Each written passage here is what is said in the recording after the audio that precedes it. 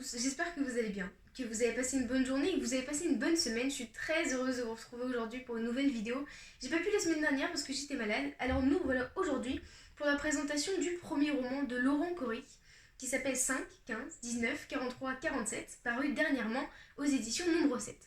C'est un auteur que j'affectionne tout particulièrement. J'ai pu m'entretenir avec lui il y a peu de temps et vraiment j'ai été très touchée par sa sincérité, par sa bienveillance et par sa joie de vivre qui était tellement communicative.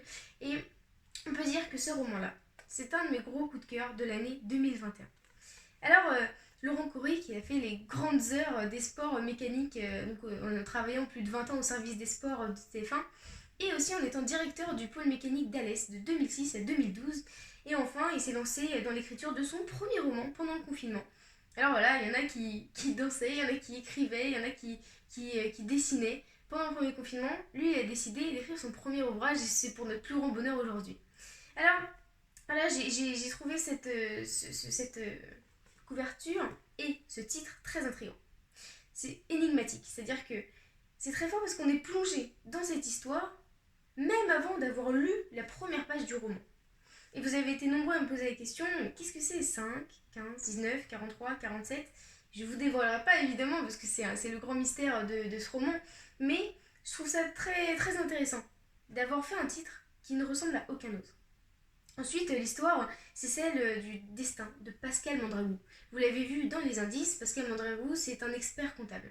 Et il vit une vie donc père de famille, marié, quelque chose de très routinier, où il va travailler, il rentre chez lui le soir, il dit bonjour à sa femme, voilà. Et un événement va bouleverser sa vie. Évidemment, encore une fois, je ne vous dirai pas quel est cet événement, parce que c'est la source de toute l'intrigue de cette histoire. Mais c'est très fort d'avoir pu, à partir d'un seul instant, une seule seconde dans la vie de Pascal, d'avoir pu bouleverser tous ses repères.